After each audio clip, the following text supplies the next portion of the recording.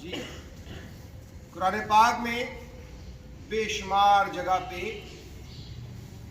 یہ بات، یہ حقیقت سے انسان کو روشناس کروایا گیا، اور ہمیں بھی پتہ ہے اس کا کہ پانی زندگی ہے۔ آج ہم ایک ایسے موضوع پہ بات کریں گے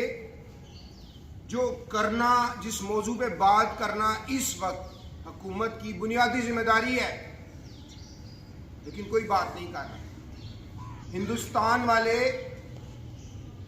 اپنے ملک کے ساتھ، اپنے لوگوں کے ساتھ کمیٹڈ ہیں۔ ان کے سیاستدان، ان کی بیوروکریسی، ان کی ملٹری بیوروکریسی کمیٹڈ ہیں۔ They are committed, they are not confused. Confused نہیں ہیں، ہم لوگ کنفیوزڈ ہیں۔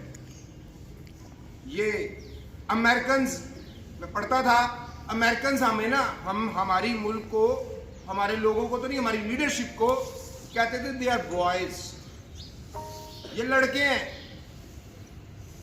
اللہ کا شکر ہے کہ 2023 کے یہ جو بیوروکریٹس کے ایگزامز ہیں، جس کو سینٹرل سپیریئر سروسز CSS کے ایگزامز کہا جاتا ہے، اس کے ایسے کے پیپر کے اندر ایک مضمون آ گیا، بوائز ول بی بوائز، جو میں اکثر یہاں پہ کہتا ہوں آپ کو بوائے نہیں بننا، مین بننا۔ اس پہ بات کریں گے، ڈیٹیل بات کریں گے۔ بلیو می، اللہ تعالیٰ نے ان کو موقع دیا کہ یہ لکھ لیا انہوں نے۔ آپ کی ساری لیڈرشپ، چاہے وہ اسٹیبلشمنٹ ہے، چاہے سیاستدان ہے، دے آر بوائز۔ ان کو نوشائے دیوار پہ لکھا ہوا نظر نہیں آتا، بوائز ہے نا،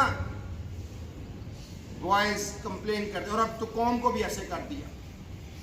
تو جنٹلمین، 1942 میں ایک مسئلہ پیدا ہو گیا، پنجاب اور سندھ کے درمیان پانی کی تقسیم کا۔ بھی پاکستان آزاد نہیں ہوا۔ 1942 سے 1947 تک یہ مسئلہ حل نہیں ہوا۔ مسئلہ کیوں حل نہیں ہوا؟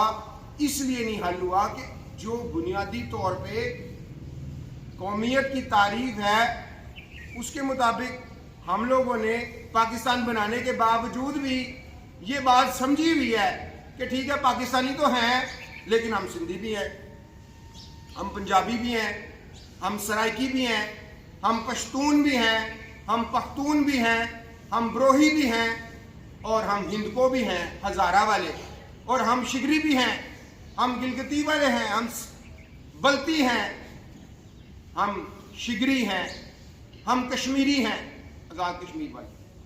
ایک ملک ہے، اس کے اندر کتنے ہیں، اس کے اندر آگے بڑی تقسیم ہے۔ تو قومیت کی تعریف کے مطابق تو یہ ہونا چاہیے تھا کہ پاکستان ہے، ہم سب ایک ہیں۔ علامہ اقبال نے پہلے کہہ دیا تھا کہ بھائی قومیت کوئی چیز نہیں ہے۔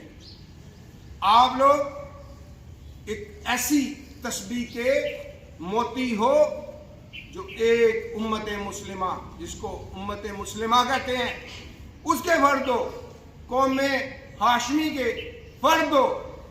آپ پورے، نہ افغانی ہو، نہ ترانی ہو، نہ ایرانی ہو، نہ سعودی ہو، تم مسلمان ہو۔ آپ صلی اللہ علیہ وسلم کو ماننے والے ایک مسلمان۔ اقبال نے یہ کہا، ہم اس کو بھی نہیں مانتے۔ ہم کہتے نہیں جی، ہم پہلے اپنی جو صوبائیت ہے اس کی بات کرتے ہیں۔ تو 1942 سے 1947 تک یہ مسئلہ حل نہیں ہوا۔ سندھ والے نہیں مانتے تھے، پنجاب پانی کی تقسیم کا مسئلہ بنا رہا۔ پاکستان بن گیا، مسائل تھے، یا وہاں سے مہاجرین، اتنے زیادہ مہاجرین آ گئے۔ راستے میں سکھوں نے جو قتل عام کیا ہندوؤں کے ساتھ مل کے، مسلمانوں کا اس صدی کا سب سے بڑا المناک واقعہ تھا کہ اتنے لوگوں کو شہید کر دیا گیا، قتل کر دیا گیا، جو مہاجرین پاکستان ہجرت کر کے آ رہے تھے۔ پاکستان اس میں پھنسا ہوا تھا۔ یہاں پہ جو سیاستدان وہاں سے بھاگ کے آ گئے، جو سیاستدان نے بوائز جو بھاگ کے آ گئے، ان کو یہاں پہ متروکہ وقت املاک پہ قبضہ کرنا تھا، جو ہندو چھوڑ کے گئے تھے۔ وہ اس کام میں لگ گئے، لوٹ مار میں لگ گئے، پہلے دن سے ہی لوٹ مار میں لگ گئے۔ جو قائد اعظم محمد علی جناح بیمار تھے، کمیٹڈ تھے اس ملک کے ساتھ، لیکن ان کے ساتھ جو لیڈرشپ تھی وہ ساری ذاتی مفاد کی ماری ہوئی بوائز تھے۔ تو مسئلہ حل نہ ہوا۔ مسئلہ اس وقت سنگین پیدا ہو گیا جب ہندوستان نے روی کی فصل کے دوران، جس کو گندم کی بوائی کہتے ہیں، اس پہ پاکستان کا پانی بند کر دیا کیا انہوں نے ٹھیک. یہ اگر کوئی بوائی نہیں سمجھتا تو مت سمجھے، آپ کی لیڈرشپ مت سمجھے. پوری دنیا میں ایک اصول ہے، پوری دنیا میں اصول کیا ہے؟ there is no free lunch in anywhere in the world. دنیا میں کہیں پہ بھی مفت کھانا نہیں ملتا. وہ کہتے ہیں کھانا کھانا ہے کھاؤ لیکن برتن دھو کے جاؤ. بہترین اصول ہے. یہ پاکستان میں ملتا ہے ایسے. ہم کہتے ہیں جی بڑا اللہ کا کام کر رہے، بڑا نیک کام کر رہے.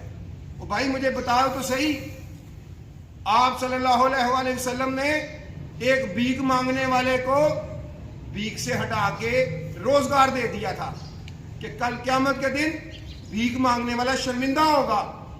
ہاں مجبوری ہے، لیکن وہ مجبوری ریاست پوری کرے، بیت المال پورا کرے. اگر کوئی معذور ہے، اس کا کوئی کمانے والا، اس کو بنیادی ضرورتیں دینے والا نہیں ہے، تو یہ تو ریاست کی ذمہ داری ہے، ہماری کسی کی ذمہ داری نہیں ہے. لیکن ہم اس کو یہ سمجھتے ہیں. تو ہندوستان نے کہا جو ہمارے ہیڈ ورکس ہیں جہاں سے یہ پانی آتا ہے، بنیادی طور پہ اس کو سمجھ لیں کہ پانی پاکستان میں کہاں سے آتا ہے؟ دریا میں. ایک ڈاؤن اسٹریم ملک ہے. ہمارے پاس جو پانی آتا ہے یا تو وہ ہماچل اور اروناچل پردیش اور اوپر سے بلائی تبت اور کیلاش سے، گلگت بلتستان سے ہوتا ہوا، مقبوضہ کشمیر سے ہوتا ہوا پاکستان کے اندر داخل ہوتا ہے، جس میں آپ کا جہلم، راوی، ستلج، بیاس اور دریائے سندھ ہے. یہ 6 دریا تھے. ہندوستان نے کہا جی ہمارے جو ہیڈ ورکس ہیں ان کی جو دیکھ بھال ہے، اس کی مینٹیننس پہ ہمارا خرچہ آتا ہے، ہمیں پیسے دو. تو نہیں دو گے تو ہم نے پانی بند کر دیا. انہوں نے پاکستان میں گندم کا بحران پیدا ہو گیا. اور پھر کیا ہوا؟ مغربی پاکستان اور مشرقی پاکستان کے جو انجینئرز تھے، انہوں نے ہندوستان سے معاہدہ کر کے کچھ پیسے دے دیے. انہیں پانی پھر دے دیا ہمیں. 1950 میں پھر انہوں نے پانی بند کر دیا، کیونکہ پیسے ہم نے 48-49 کے لیے دیے تھے. اس کے بعد پیسے کسی کوئی سب سیاست میں لگے ہوئے تھے، جیسے آج سیاست میں لگے ہوئے ہیں. ملک کی کسی کو کوئی فکر نہیں ہے. ملک برباد ہی اس وجہ سے ہوا ہے کہ یہ آپس میں سیاست کھیل رہے ہیں. اور اوپر سے جو بوائز، اسٹیبلشمنٹ کے بوائز ہیں، وہ بھی تو ایسے ہی ہیں. وہ سارے بوائز لڑکے ہیں نا، یہ سارے لڑکے ہیں. Boys will be boys. یہ سارے لڑکے آپس میں لڑ رہے ہیں. یہ مرد نہیں ہے، مین نہیں ہے. مین از سم تھنگ ڈفرنٹ. اس پہ بھی بات کریں گے. تو جنٹلمین، اب پاکستان اور ہندوستان کے درمیان جو ہے جنگ کا وہ ماحول بن گیا. امریکنز دیکھ رہے ہیں، بوائز آپس میں لڑے تو مرد ہی ان کو چھڑاتے ہیں. امریکنز آ گئے، انہوں نے ان کو کہا آگے ٹیبل پہ بیٹھے، جنگ نہیں کرتے. تو پھر ہم نے